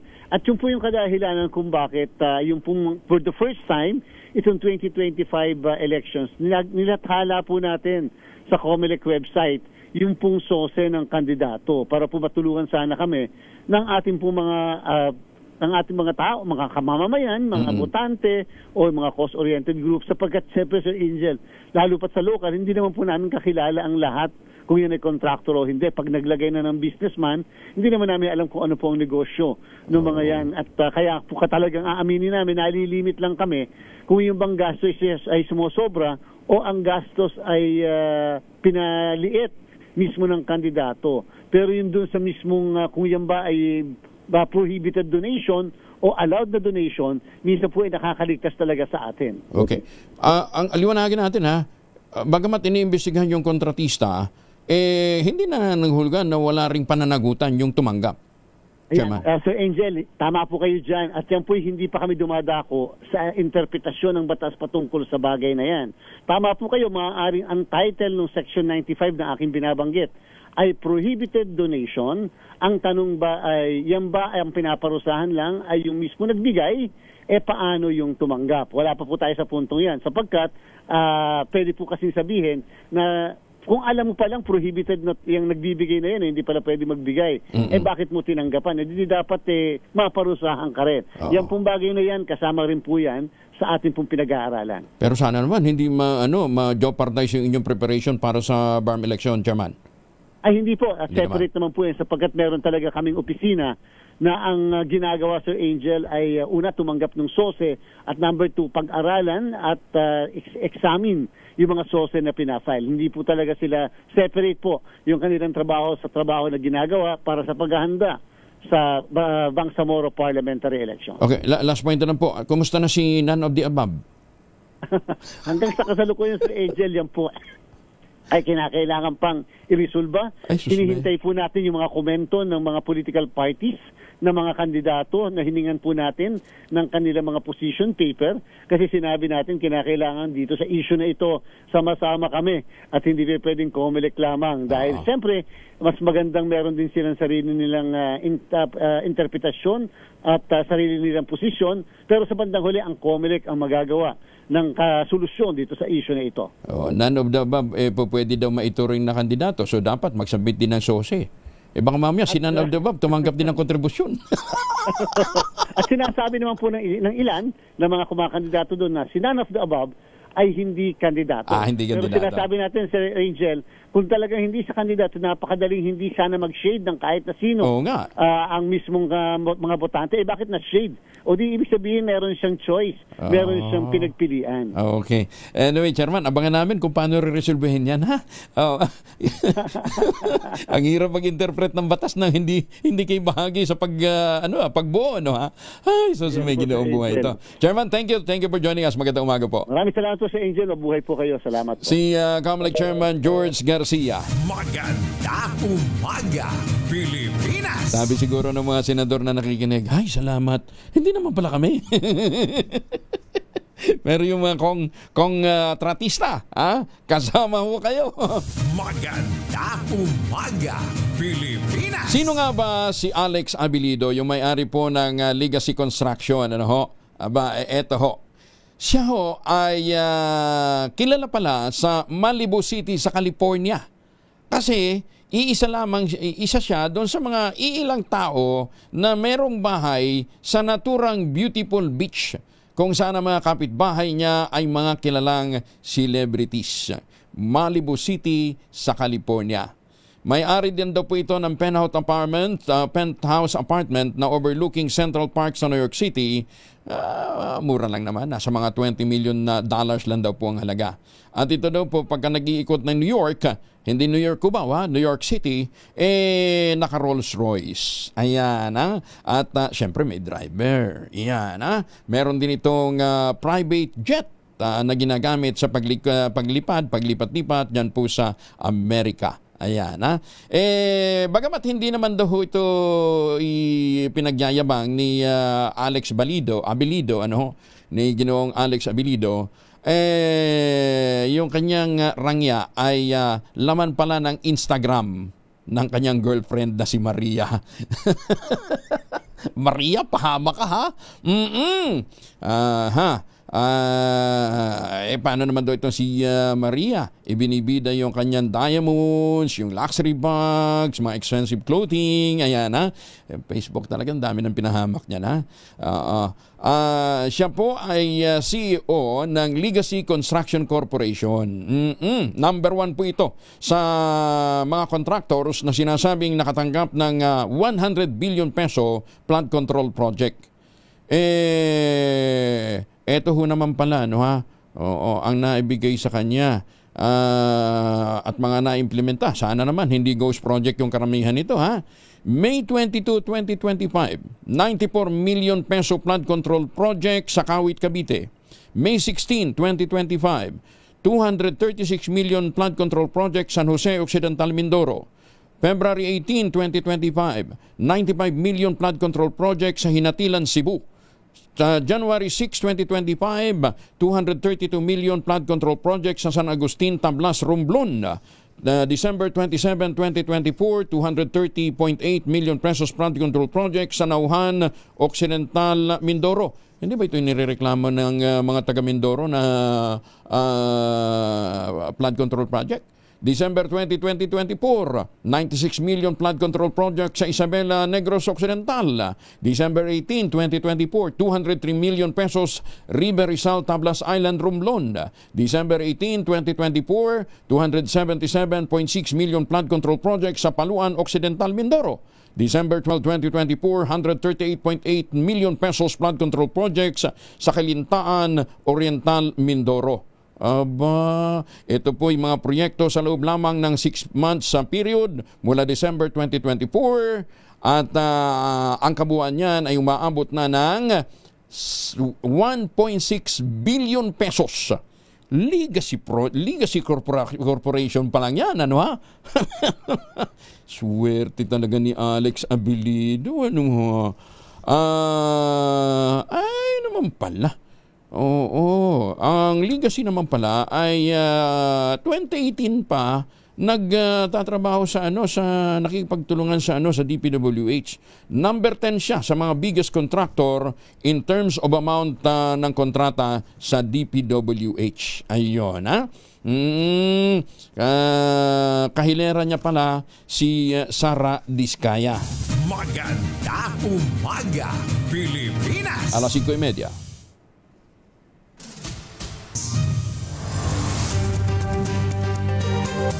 34 na makalipas ang alas 5 na umaga. Ay, magandang umaga ho sa lahat mga Pilipino sa iba't ibang panig ng mundo. Evan lang dyan sa Las Vegas, Nevada. At syempre yung ating Midnight Singers, Tita Cors, Tita Lloyd, Tita Linda, Sir Art, Boss Manny at saka si The Debonair Junior Bao. Good morning. Baka pabalik ko kayo ng Pilipinas, huwag nang magpasalubong na imported na tsokolate. Meron ho tayong tangerine chocolate. Ang tangerine chocolate po ay produkto ng mga magnaniyog ng mga magsasaka dyan po sa lalawigan ng Quezon sa tulong po ni Dr. Helen Tan.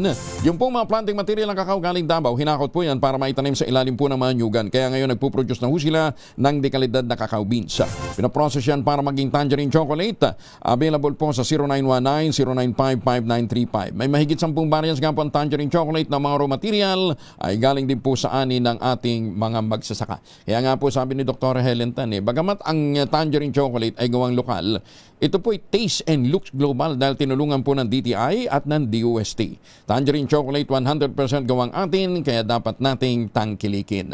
Sabi nga po ni Dr. Helen Tan, sino bang magmamalasakit sa Pilipino kundi ang kapwa Pilipino? Kaya sa bawat tangkilik natin ng tangerine chocolate, pinalalakas natin ang loob ng ating mga magsasaka, pinalalakas natin ang ating lokal na ekonomiya. Target makumpleto sa Disyembre ang itinatayong cold storage facility naman sa Camarines Sur ng Department of Agriculture. Sa anunsyo ng ehensya, pinondohan ng 500 million pesos ang pasilidad. Naglalayong matiyak ang food security ng bansa, makalikha ng trabaho, masuportahan ang mga magsasaka ng Bicol Region at iba pang lugar. Ayon kay Agriculture Secretary Francisco Chu Laurel Jr., kayang makapag-imbak na iba't ibang agricultural products ang pasilidad gaya ng gulay, karne, manok at isda. Tipid din sa kuryente dahil solar-powered system. Solar-powered system ang ikakabit sa pasilidad. Meron itong blast freezer, processing at packing area.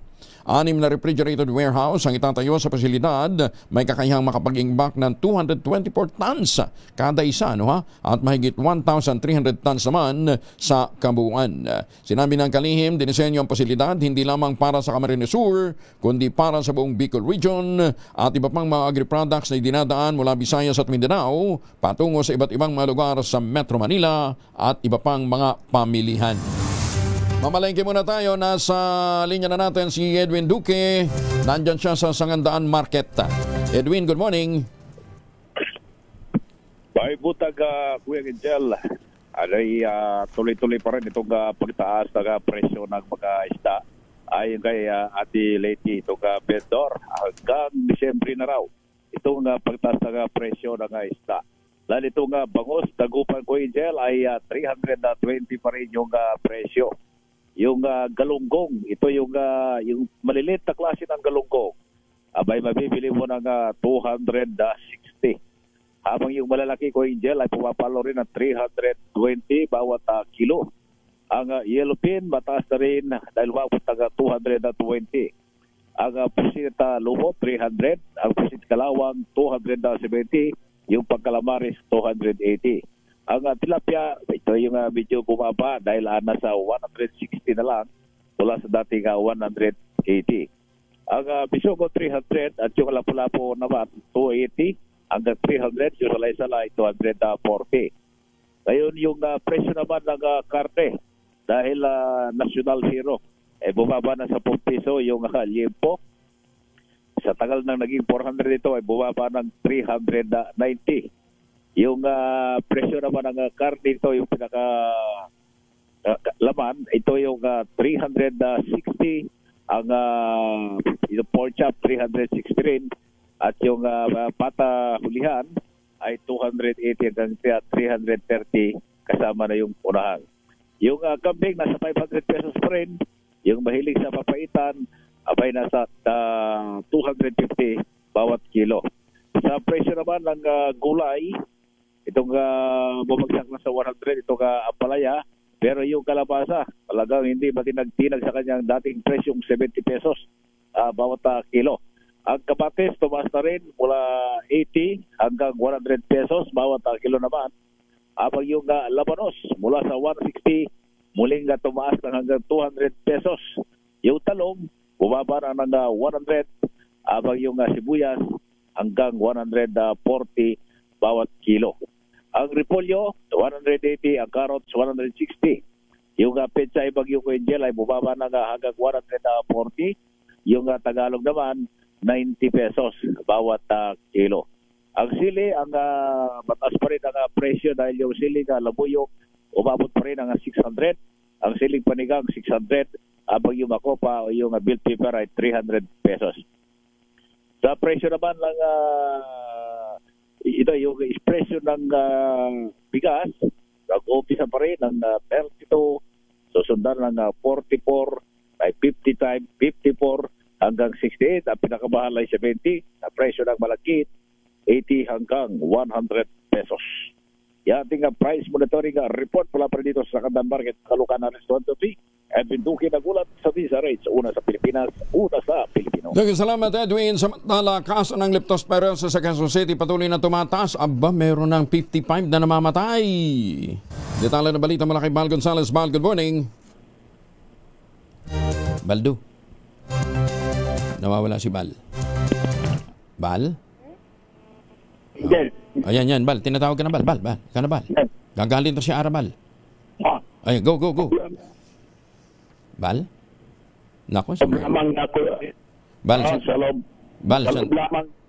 Nako, Bal. Parang -1 ang signal ni Bal, Napirmahan lang yung pumasa lang yung DICT yung konektadong Pinoy. Pupugak-pugak lalo ang ating signal, Ay, nananakit na ba inyong mga kasukasuan? Nagkakaringkel, sumihay na ang kalamnan? Epekto daw po yan ng pagtanda. Ipinakikilang Ultaplex, isa pong health drink mula sa lumikha ng Ultabayo backed by Japanese technology.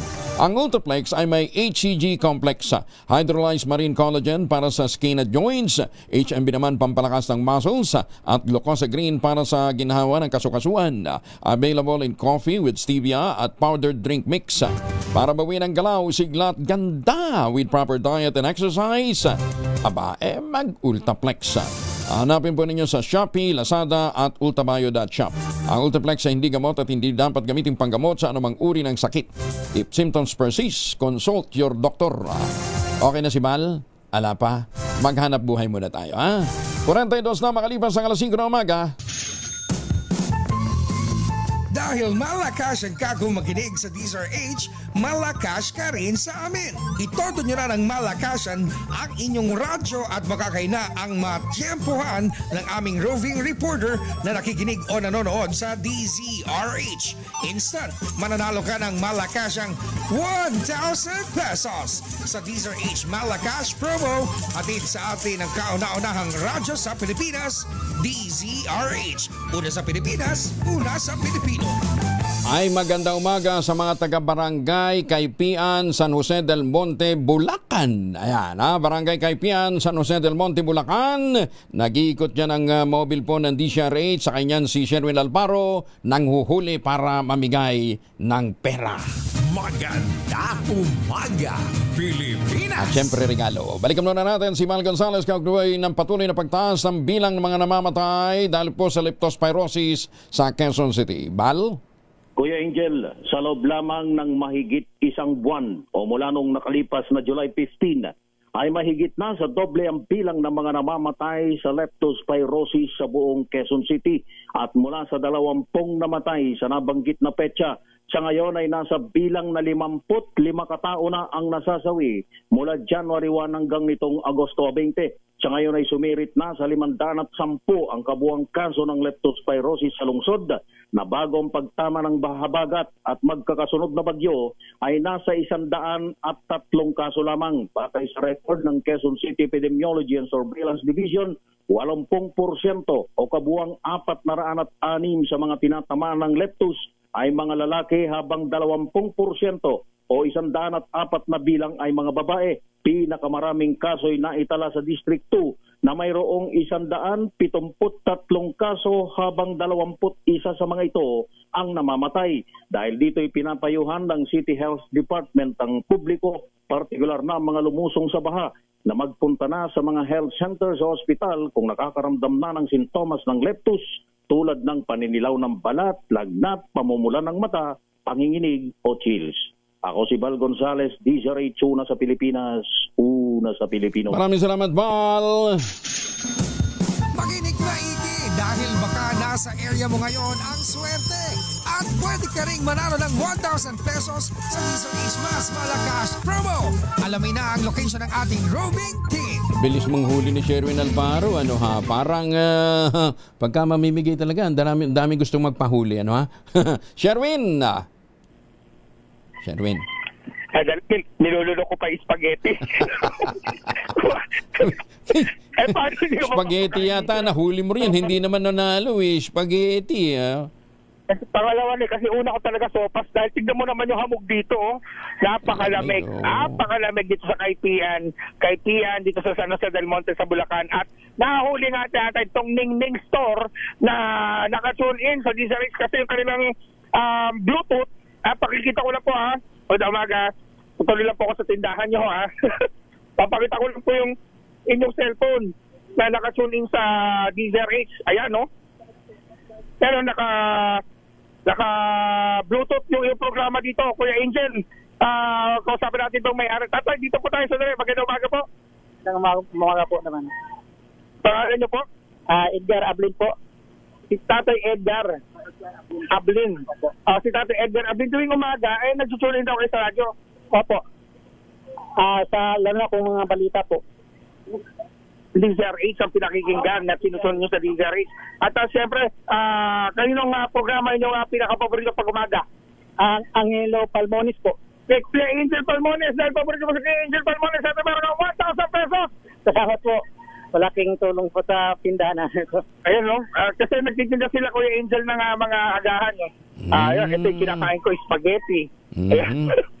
May sopas, champurado, mga agahan. At ito, meron pang pansit, kaluluto lamang. Ito po yung palaging ginagawa tuwing umaga, nagluluto tapos nakikinig ng balita. Opo, habang niluluto po, nakikinig po ng radyo. Ayun, dahil paborito mo si Kuya Angel Palmones at lagi ka nakasunin sa DZRH. Meron ko pang DZRH Grocery, DZRH na inbag na bigas at DZRH t-shirt. Yan, ano masasama tayo?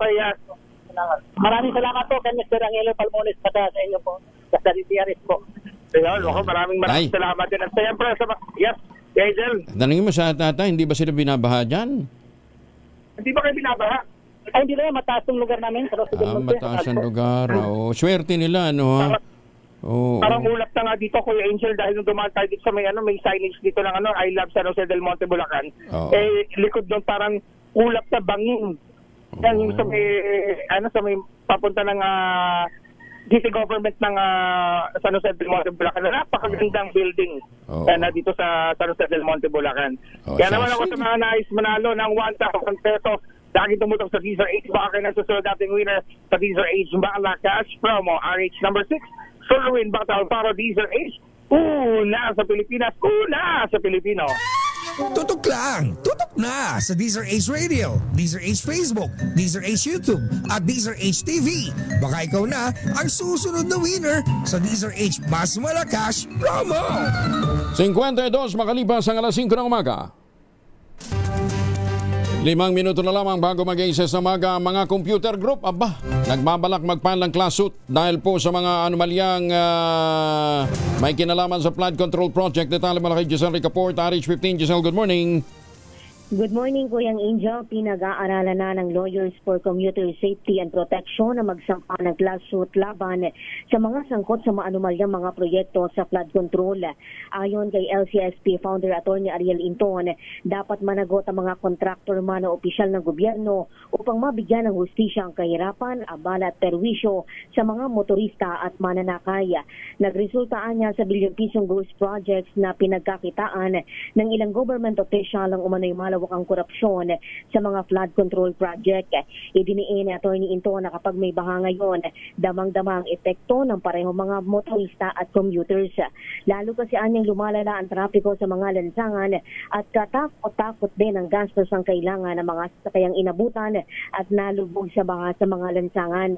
Sabi pa ni Atty. Inton, kapag naman nawala ang baha, sira-sira naman ang mga kalsada at gaplanggan ng mga butas naman ng daraanan. Kalbaryo rin anya sa mga commuter kapag baha dahil napakahirap sumakay. Stranded ang karamihan at maaari pang magkasakit ng leptospirosis kapag minalas. Ito si Giselle Ricaport para sa DZRH, una sa Pilipinas, una sa Pilipino. Maraming salamat, Giselle. Pasig LGU makikipagtulungan sa national government para maimbestigahan ang mga flood control project sa syudad. Detalye ng balita mula kay Jel Paronsa, RH52. Jel. Nagpahayag ng kahandaan, Kuya Angel, si Pasig City Mayor Vico Soto siya sa atin ang mga flood control project sa kanyang nasasakupan. Kasunod ito ng paglulunsad ni Pangulong Bongbong Marcos ng sumbongsukulo.ph website na nagpapakita ng listahan ng mga proyekto sa ilalim ng DPWH. Alcalde, good start ang website dahil patid na ang mga flood control project na sa Pasig, maging ang project title, halaga, completion date at espesipikong lokasyon ng mga ito. Pero sabi ni Mayor Vico, kailangan pa muna nakita yan ang dokumentong maglalangdaman ng Program of Works at Bill of Quantities para masuri kung nasunod ba ng ayos ang bawat proyekto. Susulat sila sa DPWH ngayong linggo para ma-access sa naturang mga informasyon sa bisa ng Freedom of Information. Una nang ibinunyag ni Soto, kabilang sa top contractors na pinangalanan ni PBBM, ay pagmamay-ari ng kanyang mga nakakahong proyeksyon na mga Biskaya. Ito si Edniel Parrosa, ulat para sa DZRH, sa Pilipinas, una sa Pilipino. Maraming salamat, Edniel. Bagong balita, bagong impormasyon, kasama si Kuyang Angelo Palmones. Magandang umaga, Pilipinas! Last week, di ba, sinabi ko nga sa inyo, hindi naman ho magtatagumpay ang mga ganyang klase ho ng mga kalokohan kung sinusunod lamang o inimplementa lamang yung mga mekanismo na matagal na nasubok dyan ho sa DPWH. Ito yung impormasyong nakalap natin yung mga Central Office Inspector daw po para sa Quality Assurance Unit at saka yung Contractor Performance Evaluation System mga walang silbi. Ang ginagawa ho nila, maglilista ng 20 projects per district sa isang region for inspection kuno. Pero sa halagang 60,000 pesos, hindi na sila mag-i-inspeksyon. Kaya, panay check ang natatanggap, walang check and balance.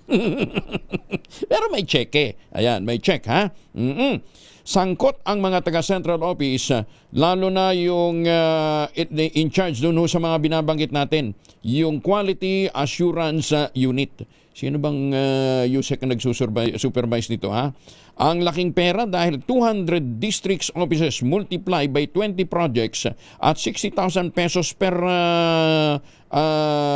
location. Hirap magmata. 200 district office times 20 times 60,000.